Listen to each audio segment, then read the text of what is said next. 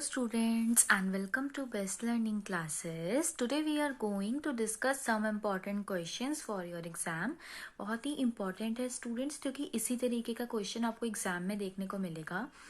और जैसे जो चैप्टर्स पर्टिकुलर है ना कि उस चैप्टर से क्वेश्चंस आते ही आते हैं, तो मैंने उन्हीं चैप्टर के क्वेश्चन उठाए हैं और मैंने ट्राई किया है कि ऐसे क्वेश्चन मैंने लिए हैं जिसमें ज़्यादा से ज़्यादा एडजस्टमेंट्स जो कि एक पर्टिकुलर चैप्टर में आती हैं वो कवर हो जाएं, ताकि एक ही क्वेश्चन की हेल्प से हम उस पूरे चैप्टर को रिवाइज कर सकें, है ना, और आप अच्छे मार्क्स गेन कर सकें। राइट, तो स्टार्ट करते हैं। देखिए, फर्स्ट क्वेश्चन में बोला हुआ है कि मोली, भोला और राज पार्टनर्स हैं और उनकी प्रॉफिट शेयरिंग रेशियो 3:3:4 है। ओके, फिर वो हमें क्या कह रहे हैं कि जो उनकी पार्टनरशिप डीड है उसके accordingly interest on capital 5% per annum देना है, interest on drawing 12% per annum देना है, पार्टनर के लोन के ऊपर इंटरेस्ट 6% पर एनम देना है। देखो, पार्टनर के लोन के ऊपर जो इंटरेस्ट दिया जाता है वो क्या है स्टूडेंट, वो एक ऐसी एडजस्टमेंट या एक ऐसी कैलकुलेशन है जो कि हमें करनी ही करनी है। ओके, मतलब वो एक एप्रोप्रिएशन नहीं है, चार्ज अगेंस्ट प्रॉफिट है कि वेदर वी हैव प्रॉफिट और we have loss we have to give interest to partners okay on their loan. Molly को 4,000 की एनुअल सैलरी दी जा रही है। एनुअल है मतलब पूरे साल की है, आपको 12 से मल्टीप्लाई करने की जरूरत नहीं है। देखो, इसी तरीके से आपको एग्जाम में क्वेश्चन पढ़ना है, ठीक है। ये नहीं है कि हमें सिर्फ रीड आउट कर लेना है, हमें ध्यान देना है कि क्या क्या चीजें हैं ताकि हमारे दिमाग में वो क्वेश्चन बैठ जाए। Bhola was allowed a commission of 10% of net profit as shown by P&L account. ठीक है, भोला को कमीशन दे रहे हैं कितना, 10%। ओके, राज को क्या बोला गया कि भाई सारी एडजस्टमेंट्स होने के बाद तेरे को 1,50,000 रुपए का प्रॉफिट होगा ही होगा, यानी कि गारंटी वाला प्रोविजन भी यहाँ आ गया। अब देखो कितनी चीजें आ गई, देखो एक चार्ज अगेंस्ट प्रॉफिट आ गया, कमीशन का पॉइंट कवर हो गया, ओके, देन गारंटी का पॉइंट कवर हो गया। और ध्यान देना, after making all the adjustment, जितनी भी एडजस्टमेंट पार्टनरशिप अग्रीमेंट में है वो सारी एडजस्टमेंट करने के बाद हमने उसको कहा है कि तेरे को 1,50,000 रुपए का प्रॉफिट हो जाएगा। फिक्स्ड कैपिटल्स हमें तीनों पार्टनर के बता रखे हैं। बोल रहे हैं कि 1 अप्रैल को भोला ने क्या किया है, 1,00,000 रुपए का लोन फर्म को दिया है, उसने दिया है फर्म को, ठीक है। उसके बाद वो बोल रहे हैं नेट प्रॉफिट 31 मार्च। देखिए यहाँ पे मैंने 2017 मतलब जो भी ईयर हो, वट एवर इट इज, बोल रहे हैं कि जो नेट प्रॉफिट हुआ है भोला के लोन पे इंटरेस्ट देने से पहले का 3,06,000 हुआ है। इट मीन्स उन्होंने अभी तक भोला के लोन पे इंटरेस्ट नहीं दिया, जबकि ये तो गलत हो गया बिकॉज देना मैंडेटरी था। तो पहले तो मुझे समझ आ गया कि मेरा फर्स्ट स्टेप यही है कि मैं पहले इस नेट प्रॉफिट को करेक्ट करूं, बिकॉज मुझे भोला ने जो लोन दिया है फॉर्म को उस पे इंटरेस्ट देना पड़ेगा।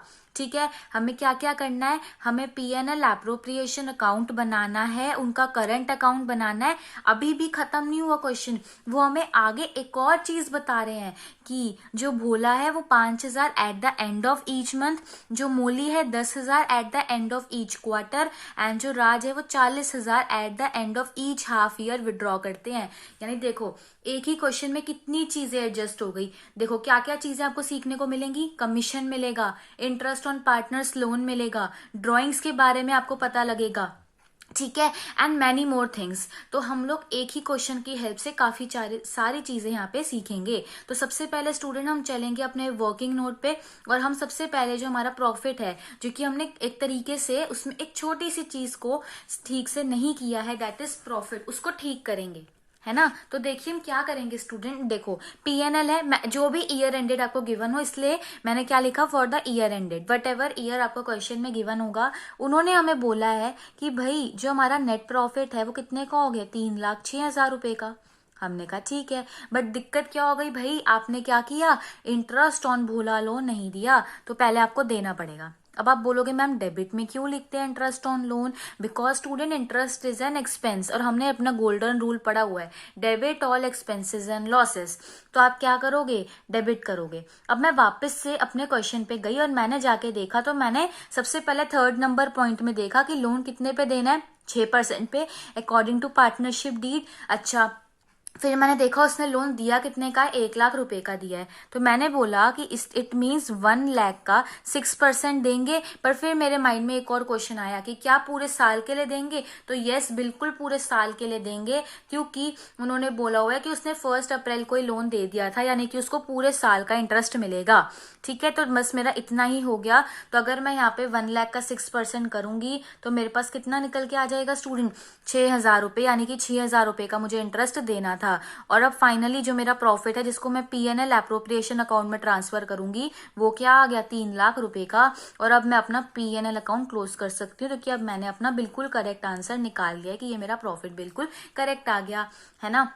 देखो, सेकंड वर्किंग नोट मेरा इंटरेस्ट ऑन ड्राइंग का बनेगा। सबसे पहले अगर हम मोली की बात करें तो देखो स्टूडेंट, हमें मोली के बारे में बता रखा है कि वो eight the end of each quarter withdraw करती है। सबसे पहले आप ये सोचो कि एक साल में कितने क्वार्टर आते हैं। तो फटाफट से आपने बताया कि मैम एक साल में 4 क्वार्टर आते हैं, यानी कि वो 10,000 रुपये एक साल में कितनी बार विड्रॉ करवा रही है? 4 बार। तो 10,000 रुपये 4 बार विड्रॉ करवा रही है, eight the end of each quarter withdraw करवा रही है। और इंटरेस्ट ऑन ड्राइंग की क्या रेट हमें क्वेश्चन में गिवन है? तो सेकेंड पॉइंट में गिवन है कि 12% पे इंटरेस्ट ऑन ड्राइंग देना है। तो मैंने लिखा 12%, और eight the end of each quarter के लिए एवरेज रेट क्या है? 4.5 है, राइट। तो अगर अब हम at the end of the class आ चुके हैं, हम बोर्ड एग्जाम देने जा रहे हैं, तो हमें ये रेट्स तो पता ही होनी चाहिए, है ना। एंड आई होप आप सबको पता भी है। ठीक है, अब मैं नेक्स्ट का ही मैंने भोला का देखा। तो भोला क्या विड्रॉ कर रहा है स्टूडेंट? 5,000 रुपये eight the end of each month.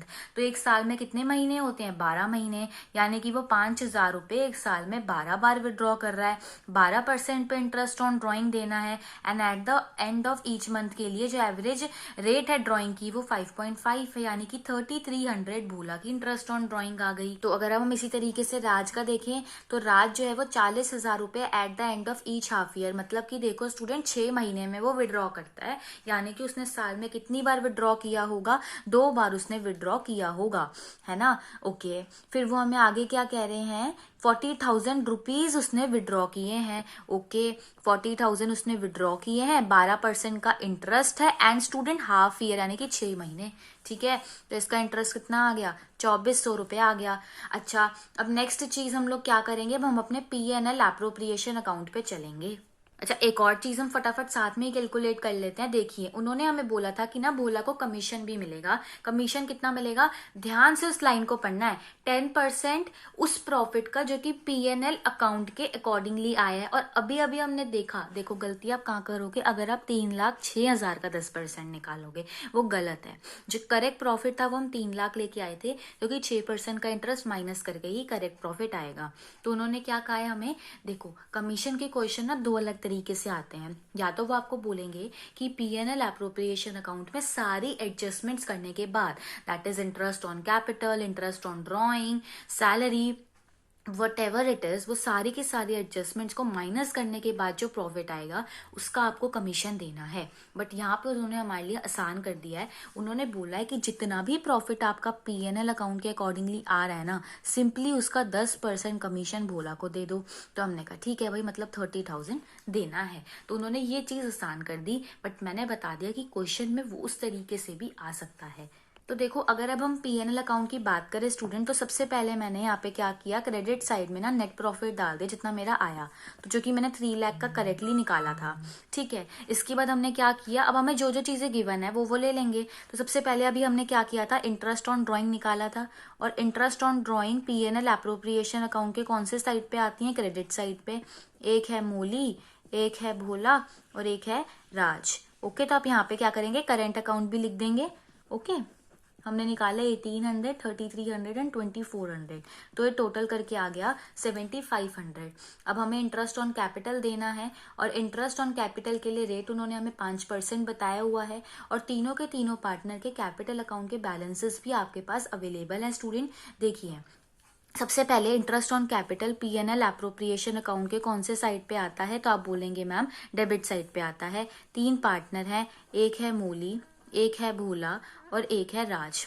Okay तो हमने तीनों पार्टनर्स के यहाँ पे नाम लिखे। अब देखिए मोली का आपको कैपिटल 5 लाख रुपए का बता रखा है। 5 लाख रुपए का 5% कितना हो जाएगा, 25,000 रुपये आ जाएगा।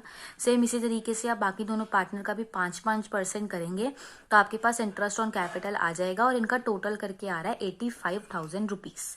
ओके अब देखिए फिर वो हमें क्या कह रहे थे कि मोली को सैलरी भी देनी है और ये भी उन्होंने हमारे लिए आसान कर दिया है, डायरेक्टली एनुअल सैलरी बता दी है। अब ये एक और पॉइंट है जहाँ पे हम गलती करते हैं, हमें ना आदत होती है, हम सोचते हैं 4,000 थोड़ी होगी सैलरी, तो हम ना उसको फटाफट 12 से मल्टीप्लाई कर देते हैं, जबकि गलत हो जाएगा। तो ध्यान से पढ़ना है, अगर मंथली सैलरी बोल रखा है तो 12 से मल्टीप्लाई करो, अदरवाइज एनुअल दे रखा है तो आपको किसी भी चीज से मल्टीप्लाई करने की जरूरत नहीं है। फिर हमने क्या किया स्टूडेंट, भोला को कमीशन देना है ना, तो टू भोलास करंट अकाउंट, क्योंकि फिक्स्ड कैपिटल दे रखे हैं, हम कमीशन दे रहे हैं उसको, और ये हमने वर्किंग नोट में निकाला है अभी 30,000 रुपीज। ओके अब बस इसके अलावा क्या और कोई चीज थी, नहीं थी। देखिए कितना सिंपल है, अब हमें सिर्फ और सिर्फ प्रॉफिट को ट्रांसफर कर देना है स्टूडेंट, और कुछ करना ही नहीं है। We have 3 partners, we have Moli, Bhola and Raj as partners. अब आप क्या करेंगे स्टूडेंट, सिंपली उनको देंगे प्रॉफिट। पर ना अब मेरे को क्या याद आया, अच्छा उन्होंने हमें बोला था कि पार्टनर्स को जो भी प्रॉफिट देना है, राज को भाई सारी एडजस्टमेंट्स के बाद 1,50,000 का प्रॉफिट मिलना चाहिए। अब प्रॉफिट निकालते कैसे हैं, अब देखिए आपको तो एग्जाम में कैलकुलेशन करना है, बट राइट नाउ मेरे को आपको एक्सप्लेन करना है, तो मैं थोड़ा कैलकुलेटर का यूज करूंगी। तो हम कैसे करते हैं, 3 लाख प्लस 7,500, 307500 मेरे पास आ गया है ना। अब मैं इसमें से जो जो चीजें मेरे को लेस करनी है, देखिए पहले मैं ये इंटरेस्ट ऑन कैपिटल 85,000 का ये माइनस करूंगी, मोली की सैलरी 4,000 रुपए की ये माइनस करूंगी, और फिर 30,000 का भोला का कमीशन ये माइनस करूंगी। तो अब मेरे पास अल्टीमेटली इतना प्रॉफिट आ रहा है 1,88,500 है ना। अब मुझे ये पता है कि जो प्रॉफिट मुझे डिस्ट्रीब्यूट करना है वो 1,88,500 का आ गया है ना। और इसमें से ये फिक्स है कि 1,50,000 रुपए राज के पास जाने चाहिए, उसको गारंटी मिल रखी है। अच्छा पार्टनर्स की प्रॉफिट शेयरिंग रेशियो क्या है स्टूडेंट, 3:3:4 है, यानी कि देखिए 3:3:4, तो यानी कि 1,88,500 का 3/10 पार्ट किसका है, मोली का है, यानी कि मोली का है 56,550, भोला का कितना है 56,550, और 7,5400 किसका है, राज का है। मतलब अगर अभी मैं फिलहाल भूल जाऊं कि उसे गारंटी मिली हुई है और इतना प्रॉफिट अवेलेबल है, तो उसके अकॉर्डिंगली इन तीनों पार्टनर्स को ये प्रॉफिट मिलेगा। बट अब तो मैं ऐसा नहीं कर सकती, क्योंकि मुझे इतना पता है कि भाई राज को किसी तरीके से 1,50,000 दे दो, है ना। तो अब देखो स्टूडेंट हम क्या करेंगे, राज को देने थे 1,50,000 रुपए, और अभी के प्रॉफिट के अकॉर्डिंगली उसे मिल कितने रहे हैं 75,400, यानी कि अभी उसे और कितने देने हैं 74,600 देने हैं। तो अब ये कौन देगा, ऑब्वियसली बाकी के बचे हुए पार्टनर्स देंगे। कौन सी रेशियो में देंगे, इक्वली देंगे। हमें बता थोड़ी रखा है कि देखो, अब इसमें भी केसेस हमने कितने पढ़े हैं भाई अपनी बुक में। देखो गारंटी कोई एक पार्टनर भी दे सकता है अकेला, या दूसरा पार्टनर भी दे सकता है अकेला, या दोनों किसी पर्टिकुलर रेशियो में भी दे सकते हैं। और जब कुछ भी गिवन ना हो तो आपको क्या करना है, इक्वली। तो 74,600 का हाफ पार्ट दैट इज 37,300 मोली दे देगी और 37,300 भोला दे देगा।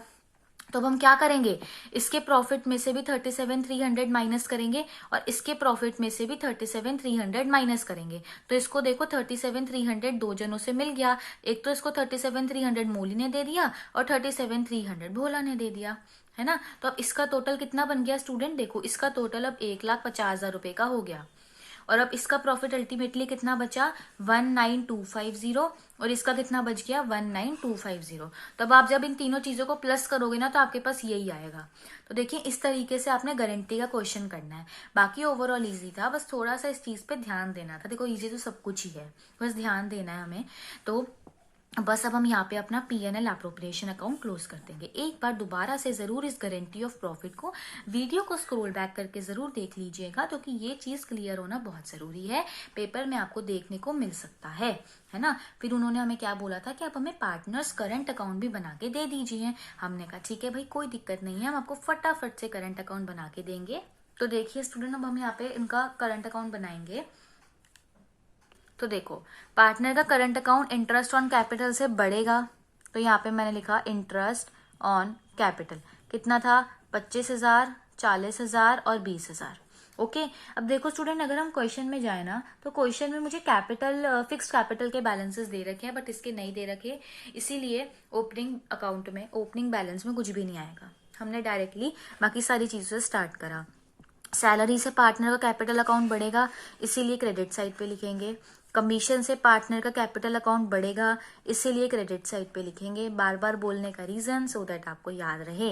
पीएनएल में प्रॉफिट हुआ है एंड प्रॉफिट से पार्टनर का कैपिटल अकाउंट बढ़ेगा, इसीलिए क्रेडिट साइड पे लिखेंगे। और बहुत जरूरी है कि आप ये सही निकालो, ठीक है स्टूडेंट। तो कि देखो, वो एग्जामिनर क्या चाहता है कि वो एक ही क्वेश्चन की हेल्प से ना आपको चेक कर ले कि इसको कितना आता है। और ना देखना, एक चीज का ध्यान रखना, एग्जाम में ना मुश्किल एडजस्टमेंट्स नहीं देते हैं वो, मतलब ज्यादा कैलकुलेटिव नहीं देंगे।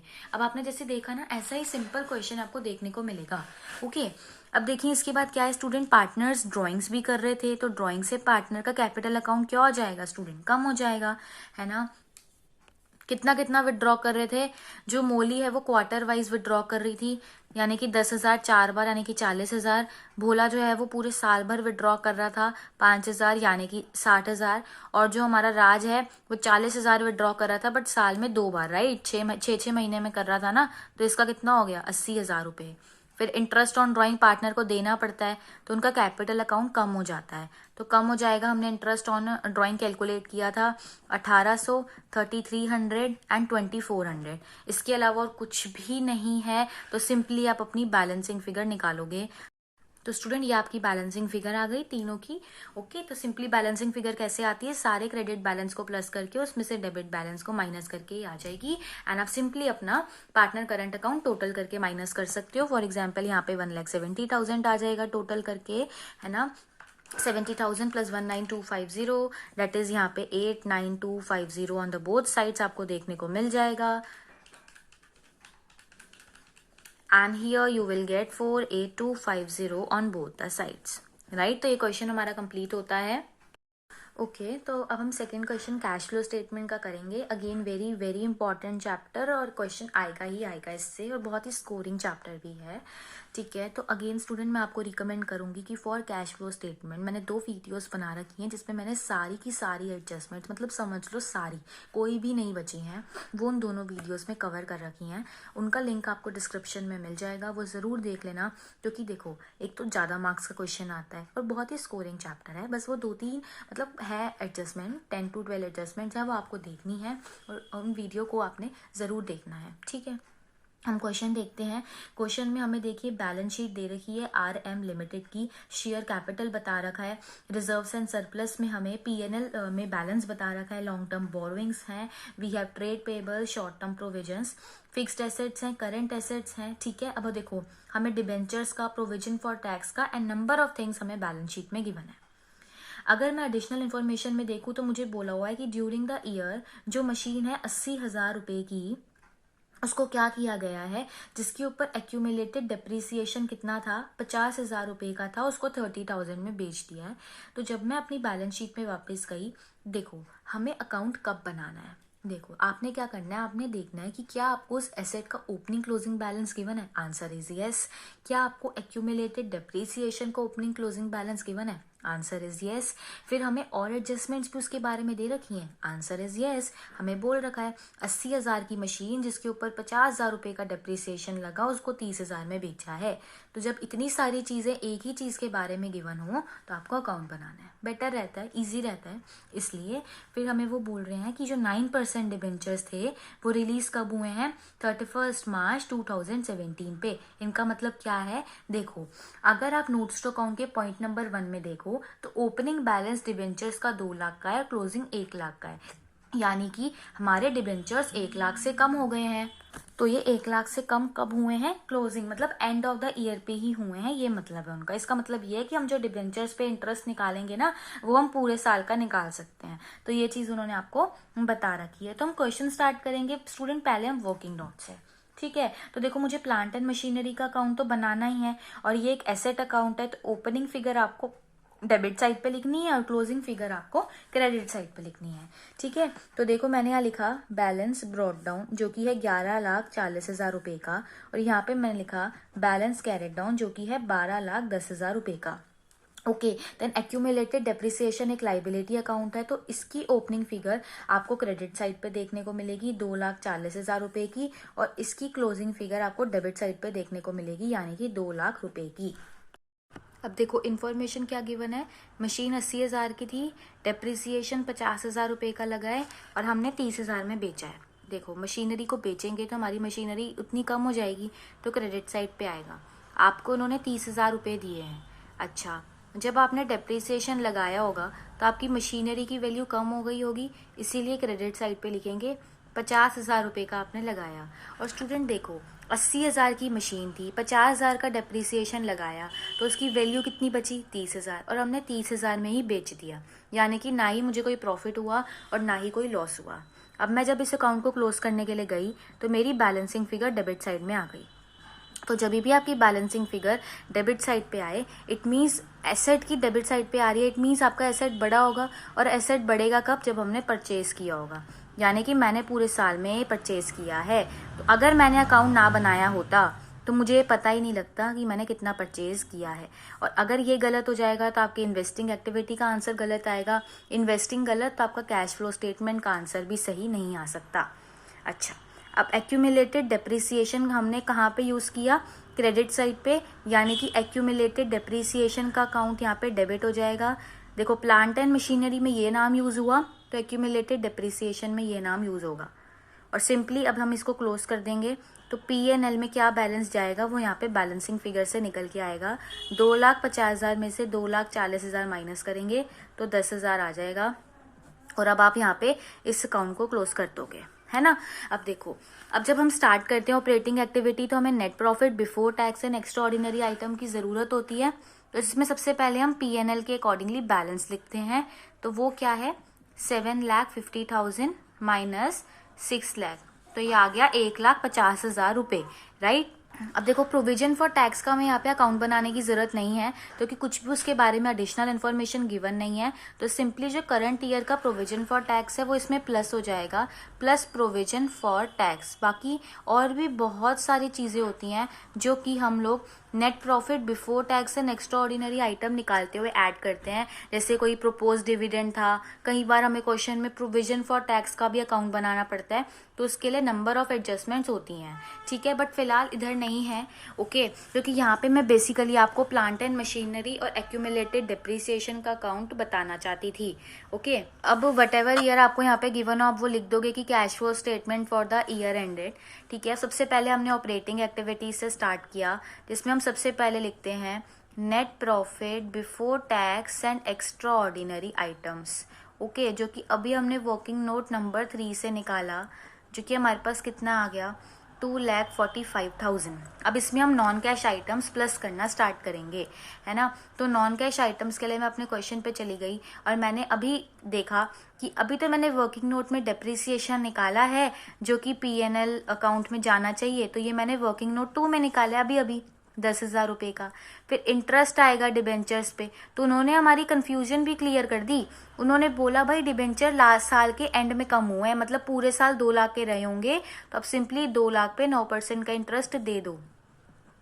बस ये दो ही थी जो कि नॉन कैश एक्सपेंडिचर थे, तो इन्हें प्लस करके आपके पास 2,45,000 में 28,000 प्लस करके 2,73,000 आ गया।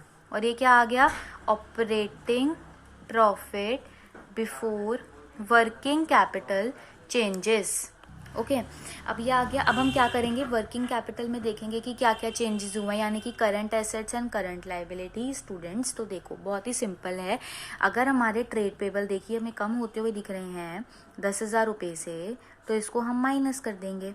फिर मेरी इन्वेंट्रीज मुझे 80,000 रुपये से बढ़ती हुई दिख रही हैं, तो मैं इसे माइनस कर दूंगी, है ना। ट्रेड रिसीवेबल मुझे 50,000 रुपये से बढ़ते हुए दिख रहे हैं, तो मैं माइनस कर दूंगी, है ना। एक बार मैं आपको रीज़न ज़रूर बताना चाहूँगी कि ऐसा क्यों होता है। देखो करंट लाइबिलिटीज़ जब भी बढ़ती है, मान लो मैंने किसी से लोन लिया और वो बढ़ गया, यानी कि मेरी फॉर्म में कैश आ गया, मुझे कोई लेना देना नहीं है, मेरी लाइबिलिटी बढ़ रही है या मेरे एसेट बढ़ रहे हैं, मुझे मतलब है कैश से। अगर मैं किसी से लोन ले रही हूँ, कैश आ रही है, भाई बढ़ा दो, अगर मेरी लाइबिलिटी कम हो रही है, मतलब मैंने लोन पे कर दिया, भाई मैं लोन पे कर रही हूँ, इसका मतलब क्या है, मेरी फॉर्म में से कैश जा रही है, मुझे और किसी चीज़ से लेना देना नहीं है जब मैं कैश फ्लो स्टेटमेंट बना रही हूँ। वही मेरी इन्वेंटरीज बढ़ रही है, इसका मतलब मैंने खरीद ली भाई, और खरीद ली तो मेरी फॉर्म में से कैश चली गई। तो बस इतना सा याद रखना है, रट्टा कुछ मारना ही नहीं है ना। तो हमने यहाँ से 1,40,000 रुपये माइनस कर दिया। अब ट्रेड रिसीवेबल का सोचें, भाई ट्रेड रिसीवेबल मतलब मैंने किसी को पैसा उधार पे दिया, अगर मैं किसी को पैसा उधार पे दूंगी तो मेरी फॉर्म में से कैश जाएगा और फिर मुझे उसे बस माइनस करना है, मुझे बस इतना सा ध्यान रखना है। तो अगर हम इसको समरी फॉर्म में देखें, करंट एसेट के बढ़ने पे माइनस, करंट एसेट के कम होने पे प्लस, करंट लाइबिलिटीज़ के बढ़ने पे प्लस, करंट लाइबिलिटीज़ के कम होने पे माइनस। मेरे पास आ गया कैश जनरेटेड फ्रॉम ऑपरेशंस। अब हम क्या करते हैं, इसमें से टैक्स पेड माइनस करते हैं। अब देखो ये, अब हमें सोचना है फटाफट से कि भाई टैक्स पेड में क्या लाएं। तो देखो टैक्स पेड में जब कोई भी एडजस्टमेंट्स ना हो तो सिंपली पी से मैंने क्या याद रहा था, पी से मतलब प्रीवियस ईयर, मतलब कि net profit before tax and extraordinary item निकालते हुए करंट ईयर का प्लस करेंगे और लास्ट में ऑपरेटिंग एक्टिविटीज़ के कौन से वाला माइनस करेंगे, प्रीवियस ईयर वाला, जो कि 80,000 रुपये का गिवन था नोट्स टू अकाउंट में। तो अब मेरे पास ये आ गया 53,000। तो सिंपली मेरा आ गया net cash flow from operating activities, तो कि आंसर पॉजिटिव आ रहा है, इसीलिए net cash flow from operating activities आएगा। अब देखो इन्वेस्टिंग में क्या क्या आएगा, पहले तो वर्किंग नोट से सारी चीज़ें उठा लो। हमने उसमें बैलेंसिंग फिगर की फॉर्म में परचेज निकाला था ना प्लांट एंड मशीनरी का, वर्किंग नोट नंबर 1 से 1,50,000 रुपये का परचेज करेंगे तो एसेट तो आएगा बट कैश जाएगी, माइनस में लिखेंगे। गुडविल आपको बढ़ती हुई दिख रही है, तो इसका मतलब अगर मेरी गुडविल बढ़ गई है तो मेरी फॉर्म में से कैश चला गया होगा। मशीनरी की हमने सेल करी, गिवन था हमें, तो सेल करने पे कैश आ गई होगी, 30,000 रुपये की बेची थी, पॉजिटिव में लिख दिया।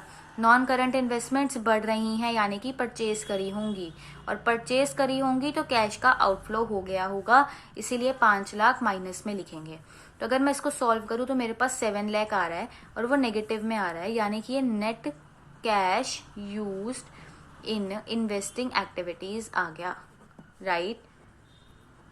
बहुत ही सिंपल चीज़ें हैं, जहाँ पे टाइम देना था मैंने दिया, ठीक है। अगर अब मैं फाइनेंसिंग पे जाऊँ तो देखो स्टूडेंट, फाइनेंसिंग पे क्या होगा, सबसे पहले तो मेरे डिबेंचर्स कम हो रहे हैं, है ना।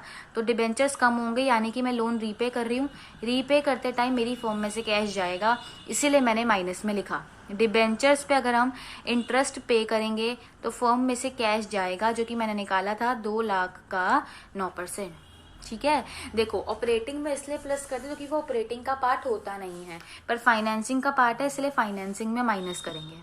हमारे शेयर कैपिटल बढ़ रहे हैं यानी कि जब मैंने शेयर्स इशू करे तो मेरी फॉर्म में कैश आया, तो इनफ्लो है इसलिए 5 लाख पॉजिटिव आएगा। इसको सॉल्व करके आपके पास 3,82,000 आ रहा है, पॉजिटिव आ रहा है। इट मीन्स ये net cash flow from financing activity आ गया, है ना।